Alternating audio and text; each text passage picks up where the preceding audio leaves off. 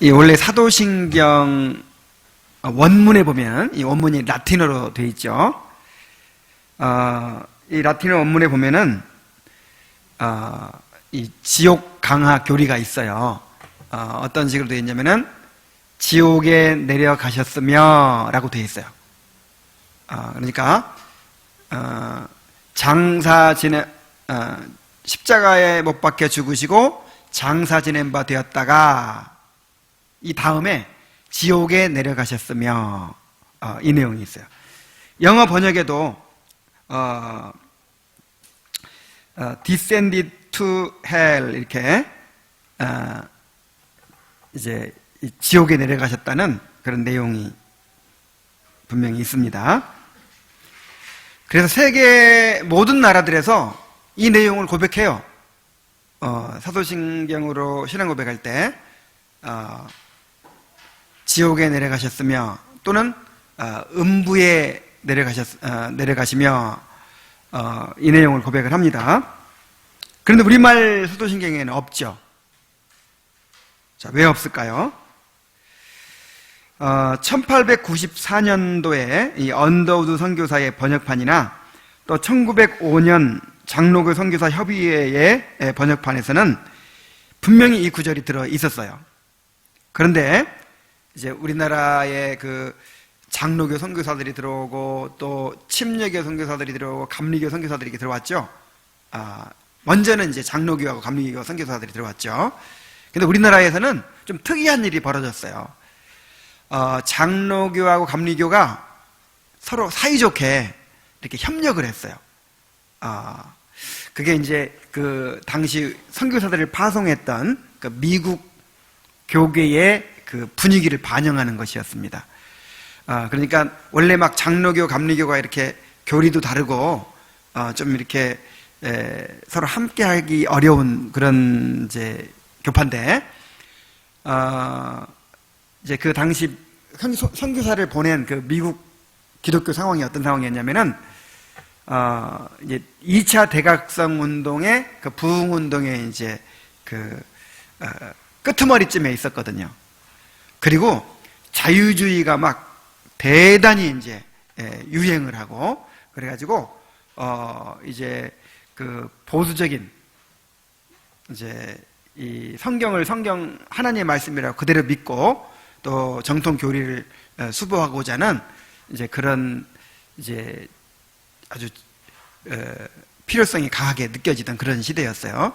그래가지고 막 감리교, 장로교 싸울 막 그런 정신이 있는 게 아니야 지금.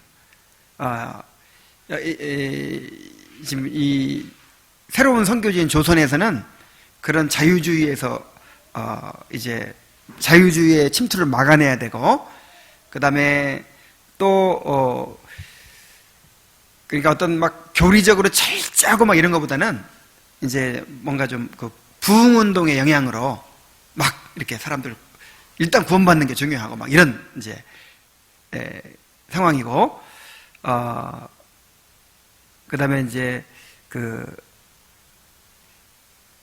좀 어떤 교리적인 막 그런 이제 다툼이라든지 그런 차이보다는 빨리 함께 연합해가지고 이제 교회를 세워야 한다는 이제 그런 생각들을 가지고 있었어요. 그래가지고 한국에 나온 장로교 선교사 또 이 감리교 선교사들이 서로 경쟁하거나 싸우거나 이러지 않고 서로 이렇게 협력해서 이제 사역을 하는 거예요. 그래서 찬송가도 합동으로 만들었어요. 그리고 선교지를 정할 때도 예를 들어서 이쪽 서해안 지역은 감리교가 한다, 뭐 그다음에 이쪽 지역은 장로교가 한다, 이런 식으로 이제 이렇게 나눠가지고 막 이제 서로 싸우지 않고 그렇게 하는 분위기였습니다. 그래서 1908년부터 8년에 장로교와 감리교가 합동 찬송가를 이제 발행을 하게 되는데, 요한의 슬레이가 이제 만들어낸 이 감리교에서는요, 이 지옥에 내려가셨으며 요것을 빼버리고 이 사도신경을 사용하거든요. 그래서 이제 합동으로 찬송가를 만들어야 되는데 장로교 쪽에서는 이것을 넣어야 된다. 그리고 감리교에서는 이거 넣으면 안 된다. 우리 교단에서는 이거 고백할 수 없다. 그렇게 이제 서로 막 했을 거 아니에요. 그런데 장로교가 양보를 한 거예요. 뭐 그렇게 중요한 내용도 아닌 것 같기도 하고 하니까 그래 뺍시다 해가지고 이제 지옥에 내려가셨다라는 내용이 빠졌어요. 그런 채로 오늘날 그렇게 이제 고백이 되고 있는 것입니다. 그런데 그게 안 중요한 내용이 아닌 거예요. 굉장히 중요한 의미를 담고 있습니다. 자, 예수님께서 지옥에 내려가셨다는 것이 무슨 의미인지, 그리고 왜 이 구절이 우리에게 중요한지, 우리 이제 칼빈의 안내를 따라서 한번 살펴보도록 하겠습니다. 자, 8절에 보면은 지옥에 내려가사 descended to hell 이렇게 이제 돼 있죠. 자, 이 지옥에 내려가사라는 구절에 대해 설명을 합니다. 교회의 초기 문서에는 이 문구가 없는 것으로 보아서 후에 삽입되었던 것으로 보입니다. 자, 사도신경이 언제부터 만들어졌다 그랬죠? 한 2세기 경부터 아주 초기 형태로 만들어져서 사용되기 시작하다가 또 이렇게 다듬어지고 또 보완되고 이런 식으로 하다가 8세기경에 오늘날의 형태로 완성됐다고 했죠. 그런데 최초로 발견되는 것은 390년 혹은 404년으로 추정되는 이 아큸레이아 신경에 이 구절이 들어가 있어요. 그리고 5, 7세기로 추정되는 아타나시우스 신경에 또 이 구절이 들어가 있어요. 그래서 한 4세기 후반부터 이것이 최소한 발견된 것이 최초로 발견된 것이 그때니까 최소한 4세기 후반부터는 이 구절이 이제 포함되었겠다 이렇게 추정을 해볼 수가 있죠. 그리고 12세기에 이르러서는 이제 이 세례 문답에도 이 구절이 사용되기 시작합니다. 12세기에 완전히 공인되었다고 볼 수 있어요. 그런데 16세기에 이제 종교개혁이 일어났을 때 루터나 칼빈이나 쯔빙길리나 모든 개혁자들이 이 지옥에 내려가셨다라고 하는 이 구절을 받아들여요. 아주 중요하게 여기고 받아들였습니다. 자, 칼빈은 이렇게 얘기합니다. 이 문구의 모든 경건한 자들의 공통된 믿음이 반영되어 있다. 이 문구를 언급하지 않은 교부들은 한 명도 없기 때문이다. 그러니까 어거스틴을 비롯한 모든 교부들이 다 이 구절을 언급하고 있고 또 중요하게 여기고 있다는 거예요. 그래서 모든 경건한 자들의 공통된 믿음이 반영되어 있다 하는 거예요.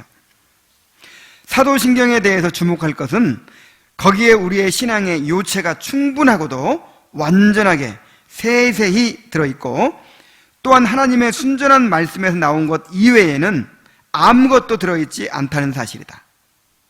이 조항이 삭제되면 그리스도의 죽으심이 많은 은택을 잃어버리게 될 것이다. 이렇게 얘기하고 있어요. 그러니까 사도신경은 그 자체가 성경 말씀은 아니지만 이 성경의 진리들을 아주 그냥 요약된 형태로 그렇게 제시를 하고 있어요. 그래서 불필요한 부분은 없단 말이에요. 그래서 이제 한 4세기 정도에 4, 5세기 정도에 이것을 첨가시켰던 것으로 보이지만은 괜히 첨가시킨 게 아니란 말이에요. 뭔가 꼭 첨가시켜야 될 만한 그런 의미가 있기 때문에 이것을 첨가시킨 것입니다. 그래서 만약에 이것을 빼버리면 어떻게 된다고요? 그리스도의 죽으심이 많은 은택을 잃어버리게 될 것이다. 그러니까 예수님께서 어떤 사역을 하셨는가, 예수님께서 우리의 구원을 위해서 어떤 사역을 하셨는가에 대해서 고백하는 내용인데 그 중에서 아주 큰 부분을 우리가 놓치게 된다 하는 것입니다. 그래서 이제 우리도 이것이 포함된 사도신경을 고백할까 그런 생각을 했어요. 그런데 물론 나중에 이제 또 그렇게 뭐 할 수도 있는데 또 굳이 뭐 이렇게 한국 교회에서 다 하고 있는데 또 다르게 이렇게 할 필요가 있겠나 그런 생각이 들어가지고. 왜냐하면 이제 사람들이 또 오해를 해요. 이 교회는 또 이상한 교회 아닌가? 그래서 괜히 이거 가지고 이렇게 또 너무 문턱을 높이고 막 이럴 필요는 없겠다 싶어가지고 이제 이거를 충분히 성도들한테 알려서 이제 그 의미를 좀 다 가지고 고백하게 하고 일단 한국 교회가 공통적으로 고백하는 그 내용을 지금 우리 고백하기로 했습니다. 자, 먼저 이 지옥에 내려가시고 라는 이 구절을 이제 빼는 사람, 빼야 된다고 생각하는 사람들은 왜 그렇게 주장을 할까요? 자, 이런 주장입니다. 이것이 그러니까 십자가에 못 박혀 죽으시고 장사 지낸 바 되었다가 그 다음에 지옥에 내려가셨고 이렇게 이제 되어 있다고 했잖아요. 이 지옥에 내려가셨다는 말을 죽으시고 무덤에 장사 지낸 바 되었다라는 말의 반복으로 보는 거예요. 반복. 그러니까 어떤 것이 아주 중요하기 때문에 어떤 말이 굉장히 중요하기 때문에 그 말을 다른 표현으로 다시 이렇게 반복해 주는 것이 있죠. 이제 이게 성경의 그 반복법인데 그런 식으로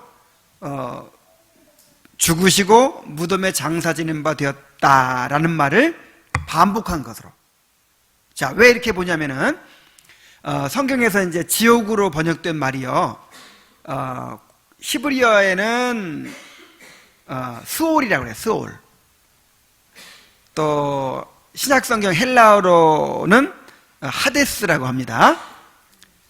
스올, 하데스라는 말이 지옥을 뜻할 때도 있지만 그냥 죽음 자체, 무덤을 뜻할 경우가 더 많아요. 그러니까 야곱이 만약에 베냐민까지 잃어버리면 내가 이제 슬피 울며 음부로 내려갈 것이다. 그 음부가 뭐냐? 바로 이제 그 스올인데 그게 지옥 갈 거다 그 뜻이 아니잖아요. 내가 죽게 될 것이다. 무덤에 갈 것이다. 그 뜻이죠. 그래서 이 스올이나 하데스라는 말을 꼭 지옥이라는 뜻으로 얘기하지 않고 지옥을 가리킬 때 쓰지 않고 단지 그냥 죽음 자체 혹은 무덤이라는 뜻으로 쓸 때가 많았습니다. 그래서 성경에 음부라는 말, 뭐 스올이라는 말을 나올 때 이건 전부 지옥이다 그렇게 생각하면 안 돼요. 여기서는 지금 그냥 무덤을 의미하고 있구나. 그런 식으로 이해를 해야 됩니다. 그래서 같은 방식으로 이 사도신경에 있는 이제 그 음부라는 말, 지옥이라는 말도 진짜 그 지옥이 아니라 영원히 벌받는 지옥이 아니라 이 죽음 자체를 가리켰다. 무덤에 내려가는 걸 가리켰다 하는 말이에요. 그래서 죽으시고 무덤에 장사 지낸 바 되셨다라는 말을 다시 한번 반복하는 의미로 음부에 내려가셨다, 지옥에 내려가셨다 이렇게 표현을 했다는 것이죠. 자, 그렇게 생각하는 사람들이 많아요. 그래서 이건 불필요하다, 괜히 사람들이 오해만 사니까 이거는 넣지 않는 게 좋겠다 이렇게 생각하는 사람이 많아요. 자, 그러나 칼빈은 거기에 대해서 단호히 반대합니다. 물론 하데스라는 말이 무덤이나 죽음을 의미할 때가 많다는 것은 사실입니다. 그러나 사도신경에서는 예수님의 죽으심에 대한 반복적인 묘사가 아니에요. 자, 두 가지 이제 이유를 들어서 반박을 하는데, 이 반복을 할 때는 앞의 말을 더 쉽고 분명하게 이해하도록 하기 위해서 반복을 하는 것이죠. 그런데 이 경우에는 오히려 더 어려워졌어요. 죽으시고 무덤에 장사 지낸 바 되었다. 그리고 그거를 다시 한번 반복해 설명한다고 하는 것이 지옥에 내려가셨다, 음부에 내려가셨다. 그럼 더 복잡해지고 어려워져 버리잖아요. 왜 그런 말로 반복을 했겠느냐 이 말이에요. 그리고 또 한 가지 이유는 믿음의 주요 요점들을 간결하게 정리해 놓은 이 중요한 내용 속에 쓸데없는 반복을 사용할 리가 있느냐 이 말이에요. 이 성경에 아주 그냥 핵심적인 우리가 믿어야 할 내용들을 아주 요점들만 요약해서 정리해 놓은 것이 사도신경이잖아요. 그런데 그냥 죽으시고 무덤에 장사 지낸 바 되었다, 너무 명백한 내용인데 요걸 다시 한번 반복할 필요가 있겠어요? 괜히 그냥 길어지기만 하게, 그죠? 무슨 설교문도 아니고 신앙 고백문이잖아요. 그래서 그랬을 리는 없다 이 말이에요. 그럼 도대체 무슨 뜻일까요? 이 지옥에 내려가셨다라는 말이 무슨 뜻일까요? 거기에 대해서 이제 설명을 합니다. 자, 먼저 잘못된 해석부터 얘기를 합니다. 첫째, 카톨릭의 해석이 있어요. 카톨릭 해석. 천주교에서는 연옥교리와 연관시켜서 이것을 해석합니다. 연옥이 어디죠? 이제 천국도 아니고, 그 다음에 아주 지옥도 아니고, 지옥은 지옥인데 이제 지옥의 가장자리 정도는 그곳이 바로 연옥이에요. 그러니까 이 천주교의 구원론은 이제 하나님의 은혜도 있지만은 우리도 협력을 해야 되거든요. 우리도 이제 이렇게 뭔가 공덕을 쌓고 성례를 통해서 끊임없이 이제 그런 덕을 쌓아야 돼요. 그런데 아무리 열심히 그렇게 선행을 하고 성례를 행하고 열심히 해도 완전해질 수가 없어. 우리가 다 거룩해질 수가 없어. 그래서 극히 일부 성인들 외에는 천국 갈 수가 없어요, 보통 사람들은. 그래서 천국은 못 가고, 그 다음에 그렇다고 해서 지옥 가지도 않겠죠. 왜냐하면 뭐 예수 믿고 열심히 그렇게 구원받으려고 노력했는데. 그래서 천국은 못 가고, 그렇다고 지옥 가는 건 아니지만은 이제 그 지옥의 가장자리 정도는 연옥으로 간다는 거예요. 그러니까 천주교인들은 대부분 연옥 갑니다. 극히 일부 성자들만 천국 가는 거예요. 그래서 이제 연옥에 가가지고 벌을 받아요. 정화되는 과정이 있어요. 벌을 다 받고 이렇게 이제 깨끗해지면, 정화가 되면 이제 그때 천국에 가는 거예요. 그래서 그런 이제 연옥 교리가 있는데, 그 연옥 중에서도 또 가장자리가 있어. 그걸 이제 림보라 그래, 림보. 그 림보가 그 가장자리, 변두리라는 뜻이거든요. 그 연옥 중에서도 변두리가 있어요. 그러니까 어떤 사람이 그 림보에 가냐면, 이제 구약시대 사람들은 신약시대 사람들보다 훨씬 더 믿음이 부족해요. 그래서 구약시대 사람들은 천국으로 직행하지 못하고 전부 어디로 가 있냐면은 그 연옥의 가장자리 정도는 그 림보에 가 있어요. 그거를 선조 림보라 그래요. 그 다음에 선조림보만 있는 게 아니라 유아림보도 있어. 유아 세례를 받지 못하고 죽은 모든 유아들은요, 지옥 간다고 하면 좀 너무하잖아요. 그죠? 그러니까 유아림보라는 데를 가요. 유아림보. 그래가지고 이제 거기서 또 이제 어떤 과정을 거치죠.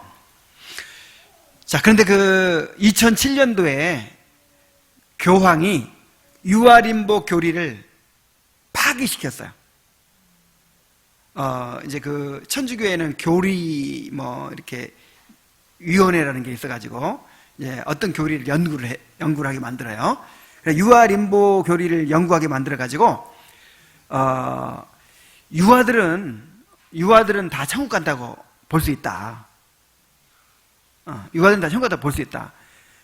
그렇게 이제 결론을 내렸어요. 그 보고서를 딱 교황이 받아가지고 지금부터 유아림보는 이제 이건 파기한다.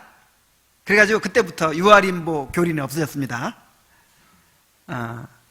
참 웃기죠. 어쨌든 이 선조림보라는 게 있었는데, 이 구약 시대 그 하나님을 믿고 죽은 모든 사람들이 선조림보에 가 있는 거예요. 근데 예수님께서 십자가에 달려 죽으시고 이제 장사 지낸 바 되었다가 그 다음에 어디로 가셨다고요?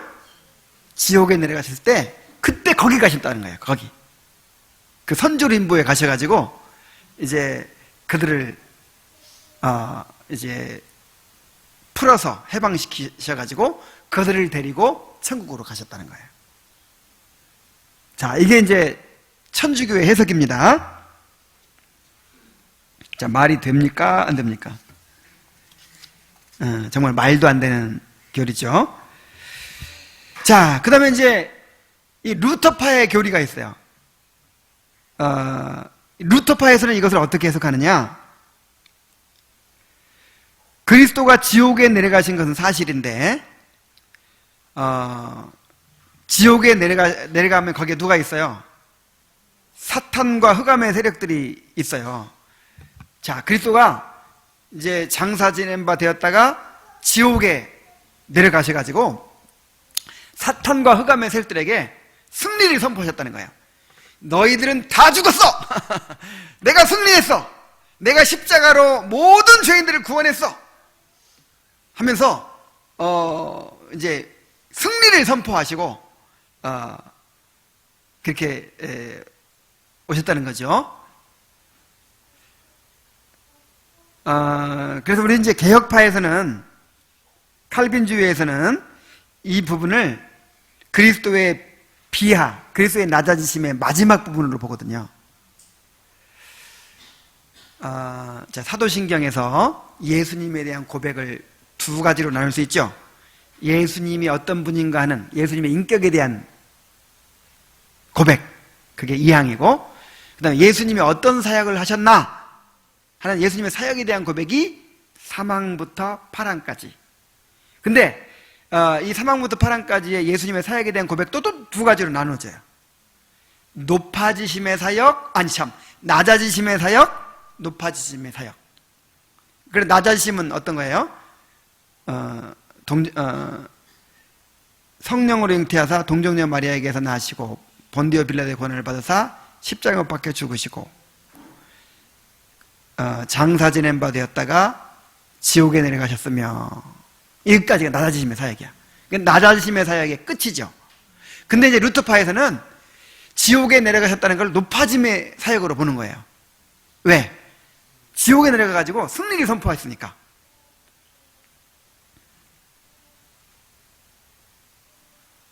자, 근데 꼭 그렇게 지옥까지 내려가가지고 마귀한테 선포해야 마귀가 알까요? 이미 그 십자가에서 마귀와 싸우신 거예요. 그리고 마귀를 완전히 권세를 꺾어 놓으신 거잖아요. 이미 승리를 선포하신 거예요. 그죠? 자, 그리고 또 한 가지 좀 잘못된 해석이 있는데, 그 뭐냐면은 일부 개신교회들 가운데 제2의 기회설을 주장하는 사람들이 있어요. 그리스도께서 죽으신 후에 부활하실 때까지 지옥에 내려가셔서 지옥에 있는 영혼들에게 복음을 선포하시고 그들에게 두 번째 기회를 주셨다. 이렇게 주장을 하는 거예요.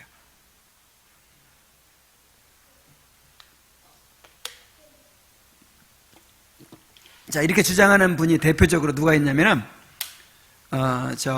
백주년 기념교회의 이재철 목사님이라고 아시죠? 그분이 이렇게 가르쳐요. 그런데 여러분, 지옥 간 사람에게 또 기회가 있습니까? 없어요. 우리가 구원받을 수 있는 기회는 이 세상에서밖에 없어요. 한 번 이제 죽으면, 죽은 이후로는요, 다시는 회개할 기회가 없는 거예요. 자, 그래서 이것도 잘못된 주장입니다.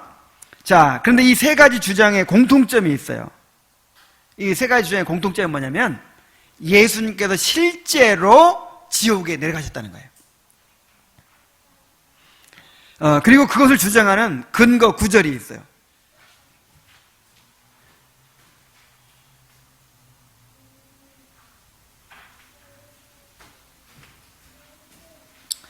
자, 베드로전서 3장 19절 말씀. 베드로전서 3장 19절입니다.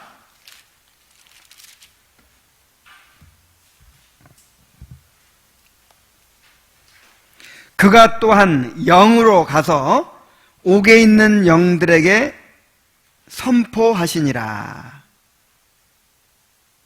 그들은 전에 노아의 날 방주를 준비할 동안 하나님이 오래 참고 기다리실 때에 복종하지 아니하던 자들이라. 방주에서 물로 말미암아 구원을 얻은 자가 몇 명뿐이니 겨우 8명이라. 자, 이 내용을 가지고 그가 또한 영으로 가서 어디에 있는 영들에게? 이 옥이 지옥을 가리키는데 이 지옥에 있는 영들에게 선포하셨다는 거예요. 그래서 봐라, 예수님께서 지옥에 가시지 않았냐, 그리고 그 지옥에 있는 그 영들에게 선포하시지 않았느냐, 이렇게 주장을 하는 거예요. 그래서 이 구절을 근거로 해가지고 지옥에 내려가셨으며 그것과 연결시켜서 천주교에서는 그것을 어떻게 해석하고, 선조림보에 가셔서 구약에 하나님 믿고 죽은 사람들을 다 데리고 해방시켜서 천국을 갔다, 이렇게 주장을 하고, 그 다음에 루터파에서는 사탄과 그 흑암의 세력들에게 승리를 선포하셨다, 이렇게 주장을 하고, 그 다음에 이제 일부 개신교인들 중에서는 지옥에 내려가시고 제2의 기회를 주셨다, 복음 전하셔서 예수 믿게 전도하셨다나, 이렇게 주장한단 말이에요. 자, 근데 이 구절이 무슨 의미일까요? 실제 예수님께 지옥에 내려가셨다는 것일까요? 그것이 아닙니다.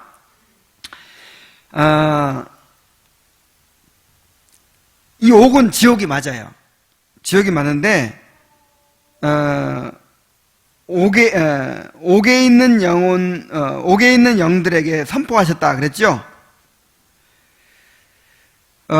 그들은 지금 그 옥에 있는 영들이 누구냐면, 그들은 전에 노아의 날 방주를 준비할 동안 하나님이 오래 참고 기다리실 때 복종하지 아니한 자들이라.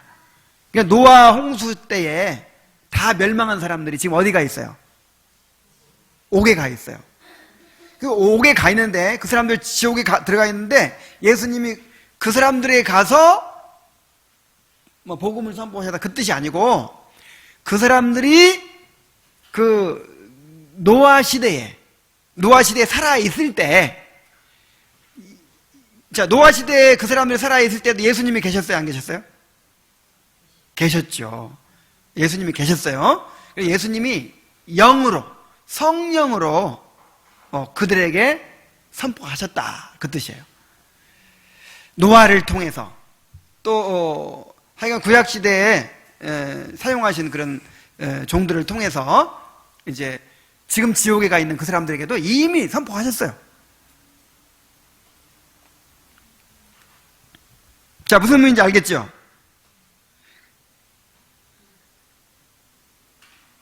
그러니까 예수님께서 십자가에 죽으셨을 때 가서 선포했다는 게 아니라 노아 시대에 그때 그 사람들에게 노아를 통해 선포하셨다. 근데 그 사람들이 지금 어떤 사람들이다? 지금 옥에 있는 영들이다. 자, 그런 뜻이죠. 이것이 개혁주의의 해석입니다. 자, 그러면 우리 개혁주의 입장에서는 이 지옥에 내려갔다 하는 구절을 어떻게 이해를 해야 됩니까? 이것은 한마디로 그리스도께서 당하신 영적 고통을 나타내는 표현이다라는 거예요. 자, 칼빈의 말을 들어봅시다. 만일 그리스도께서 그저 육체의 죽음만을 당하셨다면 그것은 효력이 없었을 것이다. 그렇다. 동시에 하나님의 보응의 처절함을 그대로 받으셔야 했고 그의 진노를 가라앉히시고 그의 공의로운 심판을 만족시키셔야만 했던 것이다. 그렇기 때문에 그는 또한 지옥의 군대들과 영원한 죽음의 쓰라림을 친히 당하셔야만 했던 것이다.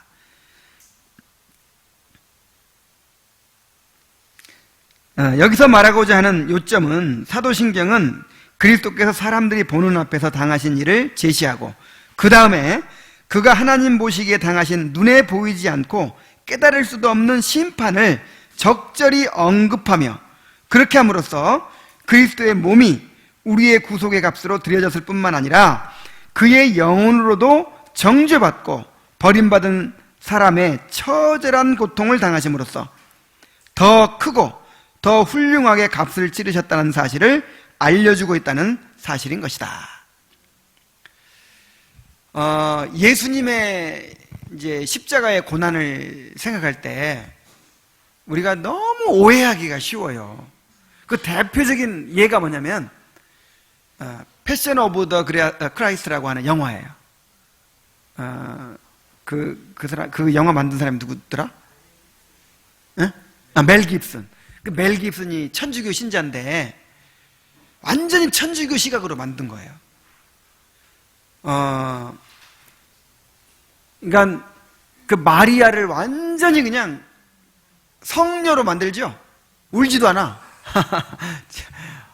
늠름해. 막 예수님이 오히려 막 힘들어하고 막 그럴 때 마리아는 그냥 너무너무 그냥 신 같죠. 막 그렇게 막 이제 천주교 시각으로 그랬는데 그 예수님의 그 육체적인 고통에 초점을 맞춥니다. 막 채찍으로 막 때리면 막 그 살이 튀고 피가 튀고 막 그 육체적인 고통을 그렇게 강조를 해요. 그래서 예수님이 십자가에 달려 죽으셨다 할 때 뭐만 생각해요? 손에 못 박히셨는데 얼마나 아프셨을까? 발에 못 박히실 때 얼마나 아프셨을까? 채찍에 맞으실 때 얼마나 아프셨을까? 그런 것만 생각한단 말이에요. 근데 그게 문제가 아니었다니까요. 여러분, 그 육체적인 고통을 그보다 더 많이 받은 사람도 있을 거예요. 있을까요? 없을까요? 뭐 고문당한 사람들이라든지 처절하게 죽은 사람들, 비참하게 죽은 사람들 난 얼마든지 있을 거라고 봐요. 막 비참하게 고문당한 사람 많잖아요. 그래서 육체적인 고통만 가지고는요, 이 고통만 드러내면 예수님의 그 고난의 의미를 다 살릴 수가 없어요. 그래서 이제 그 사복음서에 보면은 그 육체적인 고통을 막 이렇게 막 드러내질 않아요. 그냥 십자가에 달리셨다, 뭐 채찍에 맞으셨다 그러지, 채찍에 맞아서 예수님이 어떻게 아파하시고 막 그런 걸 얘기하지 않아요. 근데 어떤 걸 얘기하냐면 오히려 그 십자가를 앞에 두고 막 너무너무 두려워했던 거, 십자가에 달려서 그 하나님이 버림받는 그 막 나의 하나님 나의 어찌하여 나를 버리셨나이까 하는 울부짖음, 어떤 영적인 고통을 드러내고 있어요. 그래서 여기 이렇게 얘기하고 있죠. 다시 한번 읽어볼게요.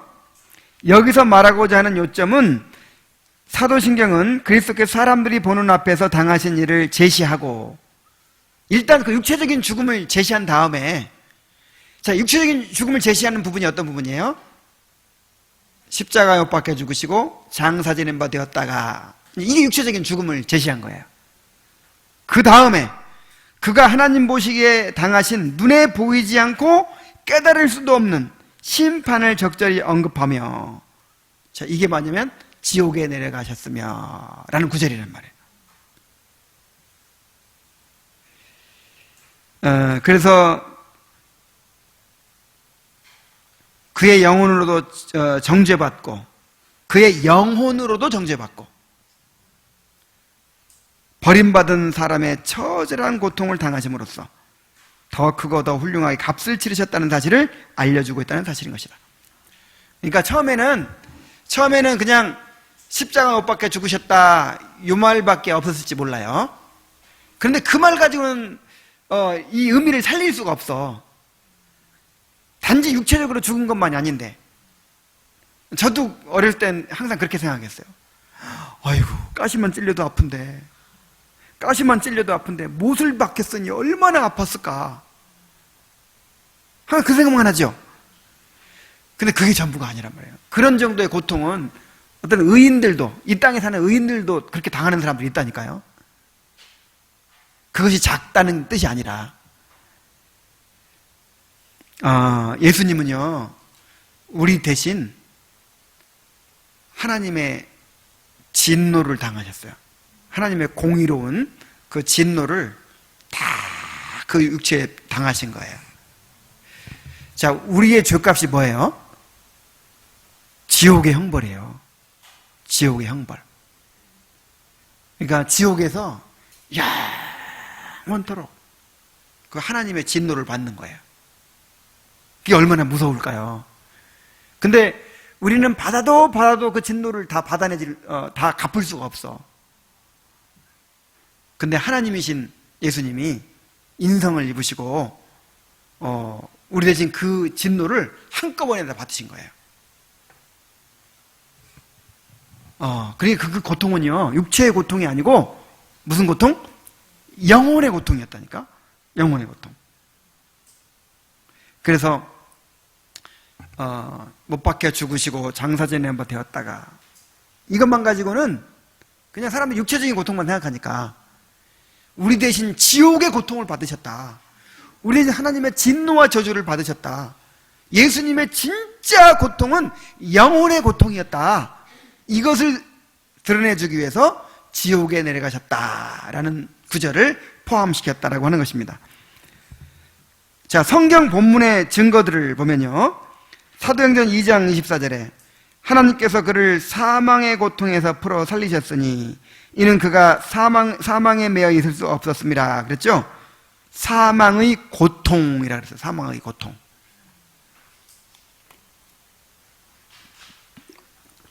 칼빈은 이 말을 이 지옥의 고통으로 지금 해석을 하고 있는 거예요.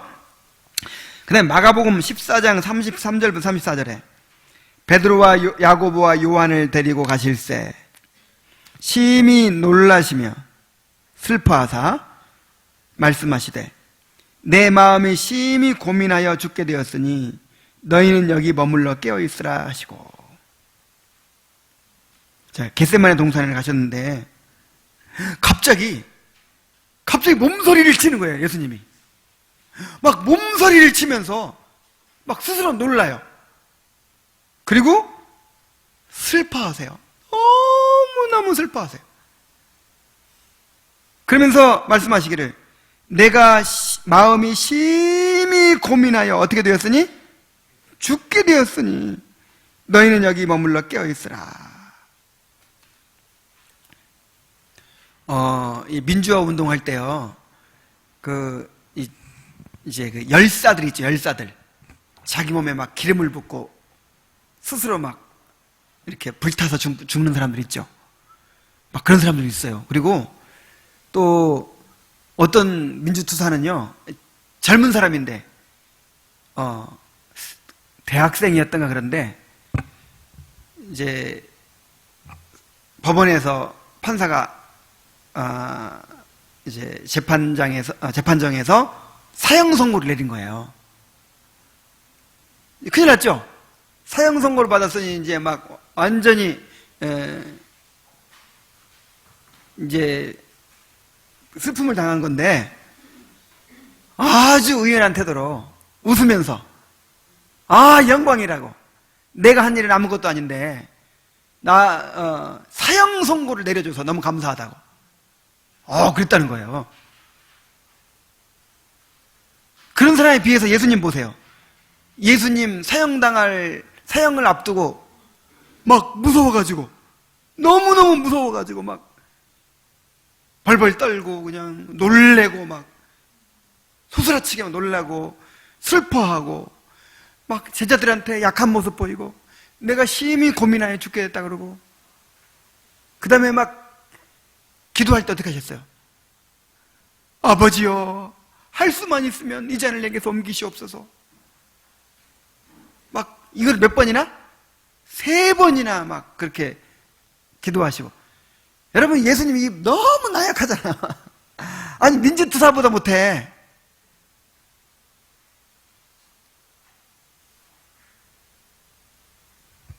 정말 이걸 육체적인 죽음으로만 보면요, 예수님을 모독하는 거예요. 히브리서 5장 7절에 보면은, 그는 육체에 계실 때에 자기를 죽음에서 능히 구원하실 이에게 심한 통곡과 눈물로 간구와 소원을 올렸고. 자, 심한 통곡, 그냥 통곡만 해도 막 소리쳐 막 울부짖는 거잖아요? 근데 통곡도 무슨 통곡? 심한 통곡. 그러니까 자기가 정말 하나님의 그 진노, 그 무서운 진노를 받고 저주를 받을 걸 아시고, 그것이 얼마나 두려운지를 아시잖아요. 그러니까 그것을 정말 이제 감당할 수 있도록 은혜를 주시도록 그렇게 하나님께 맡긴 것이죠. 기도한 것이죠. 마태복음 27장 46절에 보면은, 제9시쯤에 예수께서 크게 소리질러 이르시되 엘리 엘리 라마 사박다니 하시니, 이는 곧 나의 하나님 나의 하나님 어찌하여 나를 버리셨나이까. 자, 여기에서 결정적으로 드러나죠. 그러니까 십자가의 고통은 영적인 고통이었다는 것이 여기 명백해지는 거예요. 하나님께 버림받은 거예요. 하나님께 저주받으신 거예요. 하나님의 진노를 당하고 계시는 거예요.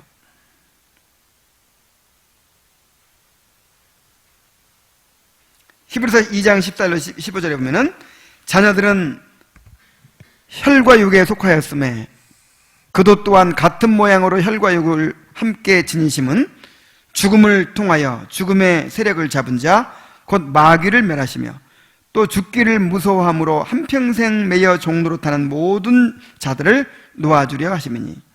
죽기를 무서워함으로, 이거는 이제 영원한 죽음을 말하는 거예요. 지옥의 형벌을 두려워하잖아요, 우리가. 그죠? 이렇게 지옥의 형벌을, 영원한 죽음을 두려워하는 우리들을 거기서 해방시켜주기 위해서 예수님께서 대신 지옥의 형벌을 받으신 거예요. 그가 지옥에 내려가심으로써 우리는 지옥에서 건짐을 받게 된 것입니다. 힐라리우스는 이렇게 얘기했습니다. 십자가, 죽음, 지옥, 이것들이 우리의 생명이다. 자, 그리스도께서는 마귀의 권세와 죽음에 대한 두려움과 지옥의 고통과 친히 맞붙어 싸우심으로써 그것들을 이기시고 개선하셨고, 그리하여 우리는 지금 죽음을 당한다 해도 우리와 함께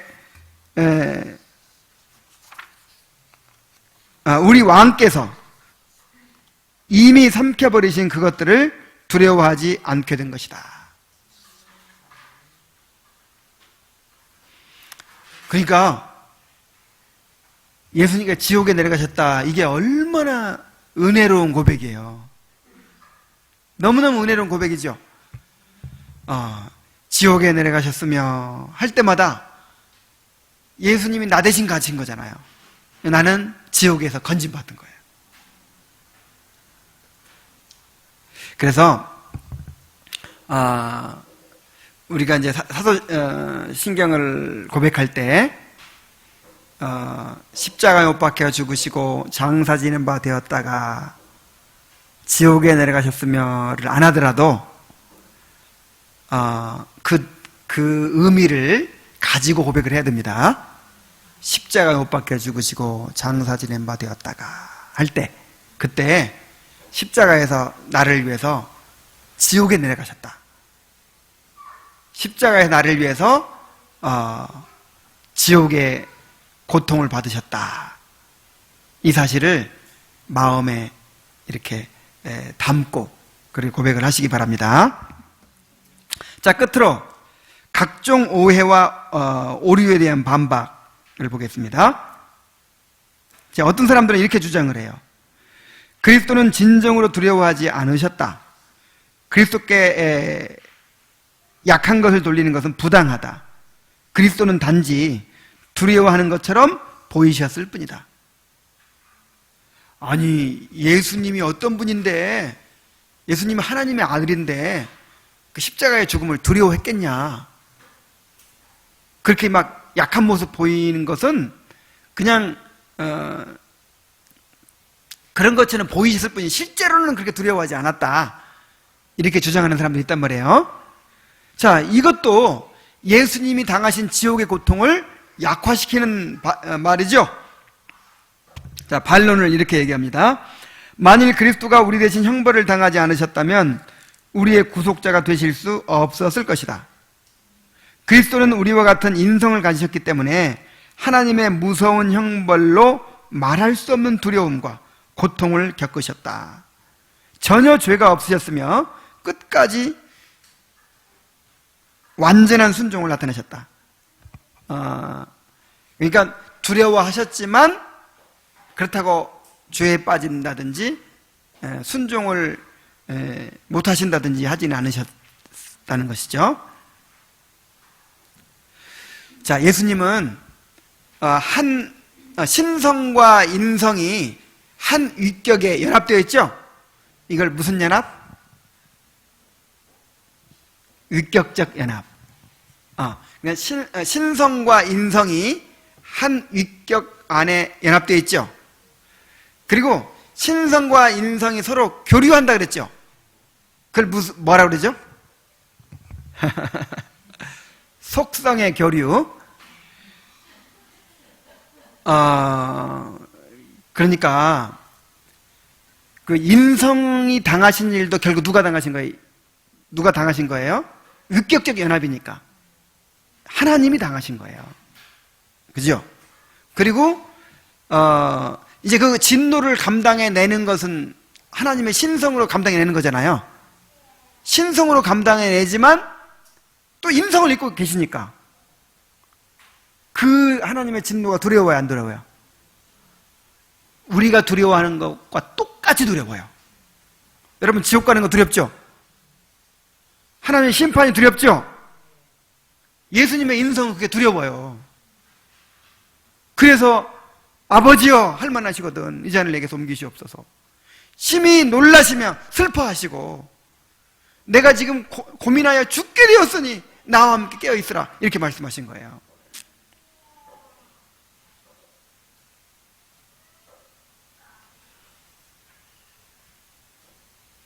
자, 어떤 사람은 또 이렇게 말을 해요.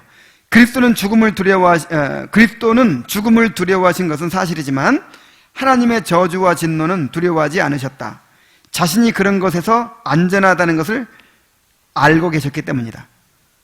예수님이 아셨겠죠. 부활할 거 아셨겠죠. 나 이대로 멸망하지 않아. 나 죽더라도 다시 살아날 수 있어. 그러니까 괜찮아. 자, 그랬다는 거예요. 여러분, 그러나 하나님의 그 진노와 저주를 당하셨잖아요. 예수님은 신성을 가지셨기 때문에 그걸 다 받아내시고 부활하실 수 있었지만 예수님은 인성을 가지셨다니까요. 인성을. 우리가 똑같은 사람이시라니까.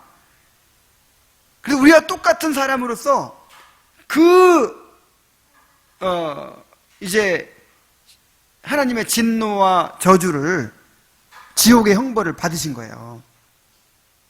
그 인성이 받으신 거예요. 이게 얼마나 두려웠겠어요.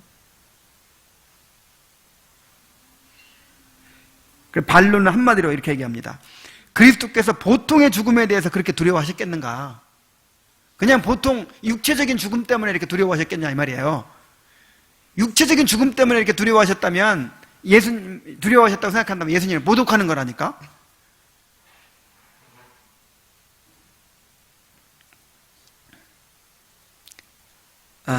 예수님께서는 우리가 받아야 될 지옥의 형벌을 받으시기 위해서 몸소 지옥에 내려가셨어요. 아니, 그 지옥이라는 공간에 내려가신 것이 아니라 그 지옥을 경험하셨어요. 그 지옥의 고통을 남김없이 다 받으셨어요. 지옥이 두려울 때마다 예수님이 나를 위해서 대신 지옥에 가셨다는 사실, 지옥의 형벌을 받으셨다는 사실을 기억하시기 바랍니다. 그런 믿음으로 우리 사도신경 십자가에 못 박혀 죽으시고 장사 지낸 바 되었다가 또 지옥에 내려가셨다라고 그렇게 고백할 수 있기를 바랍니다. 기도하겠습니다.